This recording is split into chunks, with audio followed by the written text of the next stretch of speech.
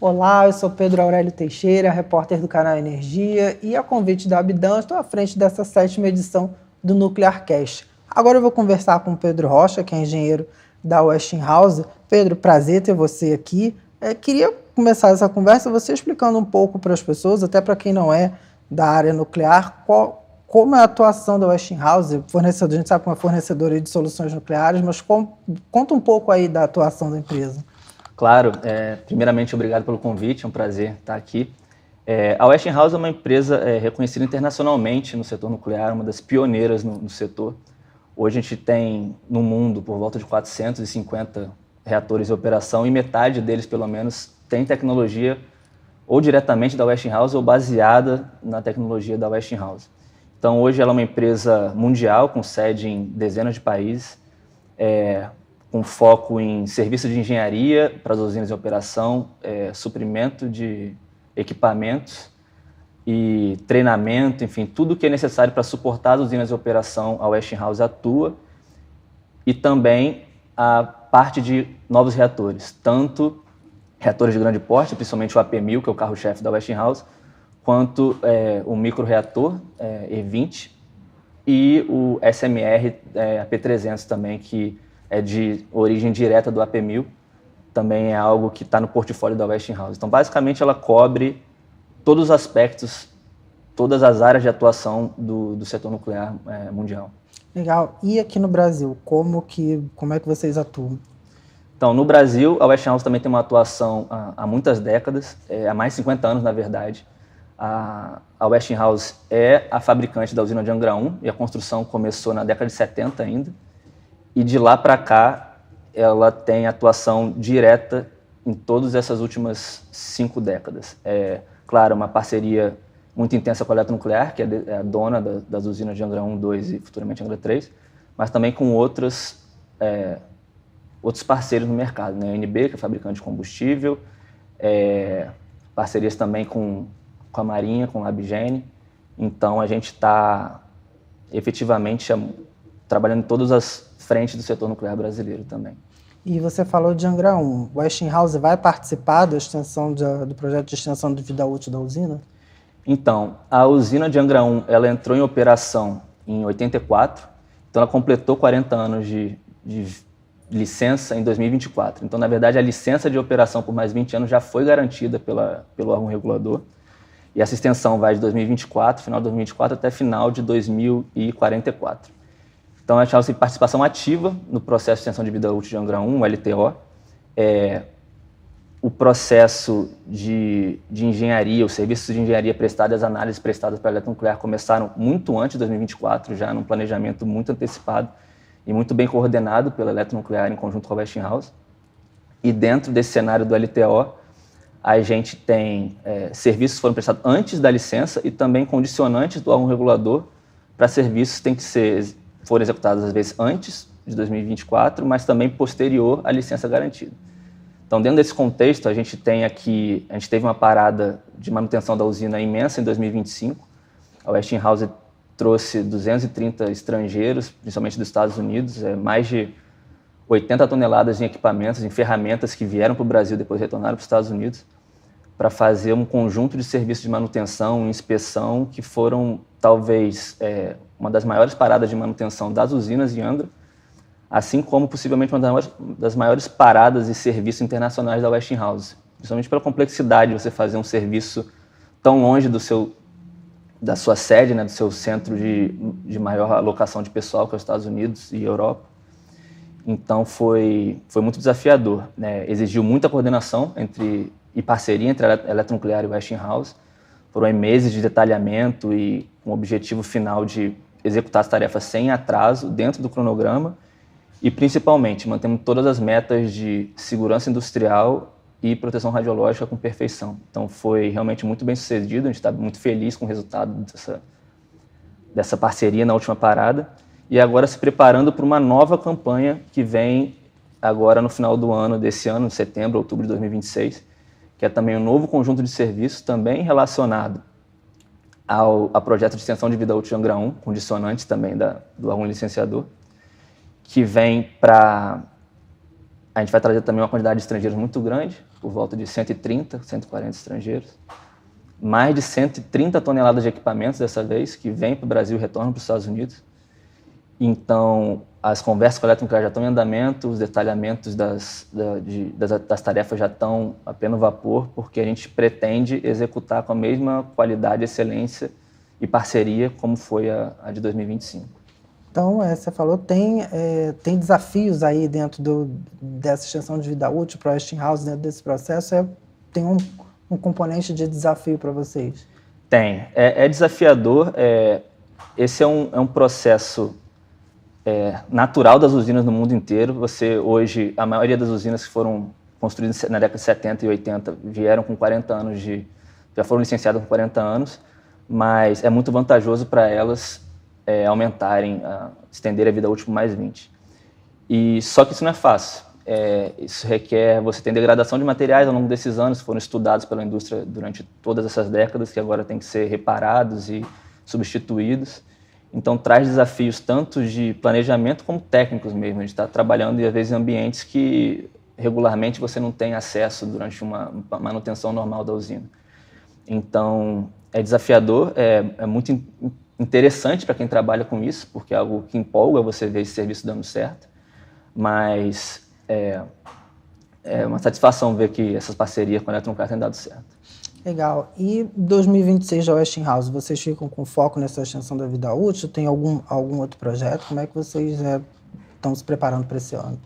Então, olhando para um cenário talvez mais global, a gente tem, o setor nuclear como um todo, não só a Westinghouse, vem se preparando para uma expansão do número de reatores no mundo há vários anos já, principalmente em função das metas de descarbonização.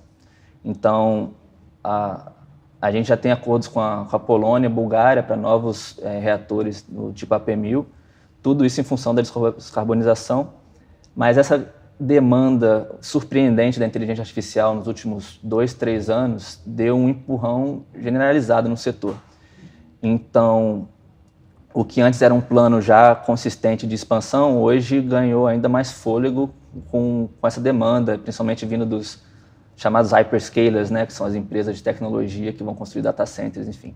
E nesse contexto, no final do ano passado, em outubro mais especificamente, o governo americano fechou um acordo com a Westinghouse, na verdade com as donas da Westinghouse, para um investimento de 80 bilhões de dólares em construção de novos reatores nos Estados Unidos, com os inícios das construções até 2029. Isso exige, claro, uma preparação imensa de toda a cadeia produtiva, não só americana, mas global, e se tornou também o carro-chefe da Westinghouse, junto com os projetos já de AP1000 na Europa. Então, hoje eu diria que, para 2026, continuar desenvolvendo esse plano, principalmente focado nessas usinas nos Estados Unidos e na Europa. E uma preocupação enorme também que a Westinghouse tem tudo bem, a gente entende que tem esses reatores novos, mas a gente vai continuar prestando serviços de excelência para as usinas em operação. Então, é um compromisso muito grande que a Westinghouse mantém e faz esse marketing sempre em não vamos alterar nada o suporte já dado para as usinas que estão hoje em dia operando no mundo. E como é que vai ser o casamento aí da construção do reator com o data center, que tem uma questão de tempo aí, né? De já fazer uma adequação, né? Sim, então, aí é interessante esse tópico, porque tem vários modelos diferentes sendo feitos, principalmente nos Estados Unidos. Então, você tem essas empresas massivas de tecnologia entrando com investimentos grandes e algumas delas até investindo em reiniciar a operação de usinas que estavam antes já em descomissionamento. Então, ela vem com acordo de compra de energia por X anos e esse investimento garante que essas usinas voltem a operar. E também com parceria já focando realmente em eu tenho essa demanda de data center nos próximos 5, 10 anos e eu vou precisar dessa demanda de energia firme e limpa para as próximas décadas. E aí vão tanto nas vendedoras de tecnologia de reator quanto nas donas de usina atualmente para fechar esses acordos. Então é algo que está em pleno desenvolvimento atualmente. A gente vai ver provavelmente vários modelos de negócios diferentes, porque ainda está surgindo de certa forma, mas é algo certo de se concluir muitos acordos no setor em 2026 e 2027. Legal. E você falou no início dos SMRs, né? Como é que você vê a entrada dessa tecnologia e até também como é que eles entrariam aqui no nosso mercado? Então, os SMRs também têm sido fruto de muita discussão nos últimos anos, né? E diversas tecnologias diferentes vêm sendo discutidas. A Westinghouse tem especificamente o AP300, que é uma derivação direta do AP1000, que é o único reator hoje de geração 3+, né? Que é uma tecnologia um pouco mais avançada e também modular. É o único já licenciado nos Estados Unidos, por exemplo. Então, a AP300 é uma derivação direta disso, que facilita o licenciamento. E o SMR ele se adequa bem em alguns contextos, né? Se você tiver, principalmente, você precisa entender sua demanda de energia. Se você tiver uma demanda de energia muito alta, você já precisa começar a pensar se vale a pena um SMR ou se vale a pena um reator de larga escala. O capital que você tem para investir, claro, se você não tem o capital necessário para uma usina de grande porte, você começa por um SMR. E o seu espaço, sua infraestrutura, o seu grid, são os principais limitadores. Então, tem alguns cenários que, na verdade, eles te direcionam a um SMR e você não tem como... você não teria como, tecnicamente, instalar um reator de grande porte. E, nesses casos, o SMR se encaixa muito bem. Por exemplo, em locais hoje que tem uma usina a carvão instalada e você quer substituir por uma fonte firme e limpa de energia no futuro. E, claro, tem demanda também para microreatores, essas conversas mais espalhadas, por exemplo, na área de mineração, em áreas remotas no Canadá, no Alasca, na Amazônia, são também conversas possíveis de aplicação desses reatores menores. Assim, pelo que você falou, teria um mercado. E a questão, você vê aí a questão da regulação, da regra, como aí o ponto aí para poder, essa tecnologia poder entrar aqui? Então, o fato de... A gente tem um setor nuclear hoje muito, majoritariamente de reatores de água pressurizada.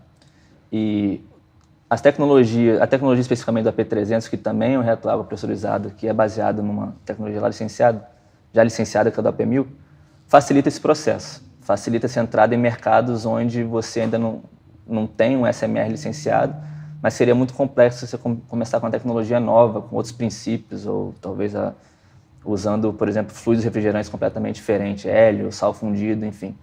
Então, de certa forma, facilita sim já ser um reator que tem uma base já licenciada dos países a entrada em setores, em novos mercados, como o brasileiro, que já tem, por exemplo, usinas licenciadas do tipo PWR.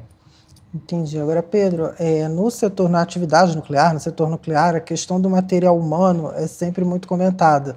Né? E na Westinghouse, como é que é? Vocês também têm essa dificuldade aí da busca por profissionais? Até como é que você foi trabalhar na Westinghouse?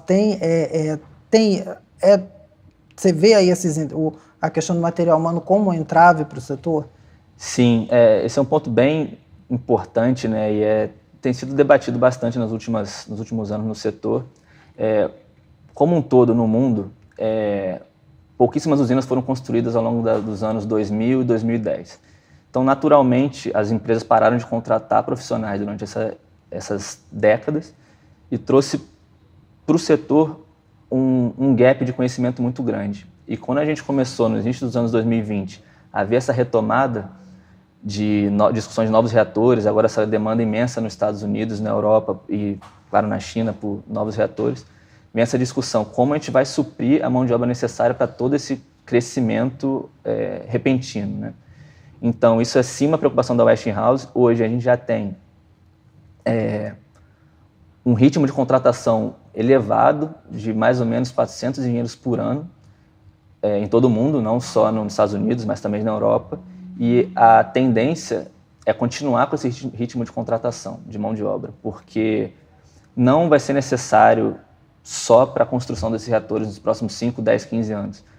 É mão de obra de longo prazo. Depois que você tiver todo esse setor reestruturado e com essas usinas operando, você vai precisar ainda assim continuar fornecendo serviços, fornecendo equipamentos para manter esse setor. E certamente a expansão não vai parar por aí. É uma tecnologia que já está sendo... O mundo aos poucos está absorvendo, que é necessária, que é importante. Então, não me surpreenderia ver ainda mais anúncios de reatores no futuro e mão de obra cada vez mais crescente. Então, nesse contexto, a gente vê o Brasil posicionado de uma forma muito estratégica e importante.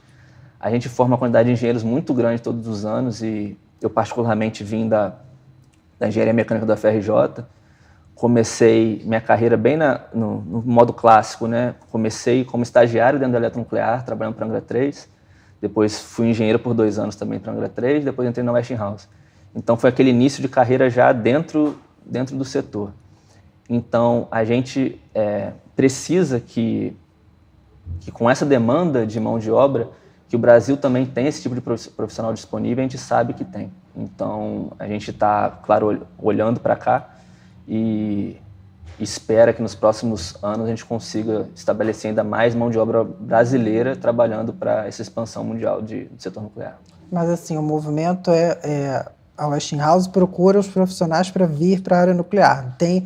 Ou tem aquele profissional que chega, não, eu sou um profissional formado exclusivamente, quero atuar na área nuclear. Tem os dois caminhos.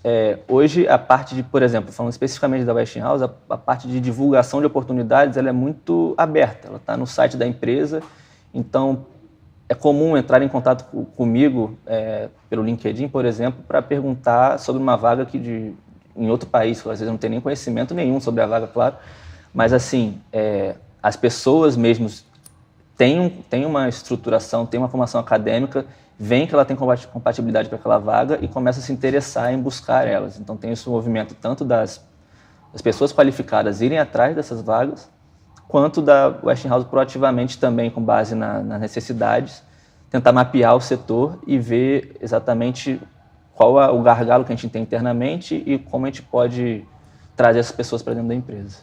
Legal, Pedro. A gente está chegando ao fim dessa nossa conversa. Queria agradecer demais a tua participação nessa edição do NuclearCast. Eu agradeço o convite, é um prazer aqui falar com vocês. É sempre bom falar sobre esse momento animador do setor nuclear. E é isso. Muito obrigado. Obrigado. Bem, vocês continuam conectados com a gente no nosso NuclearCast. Até a próxima.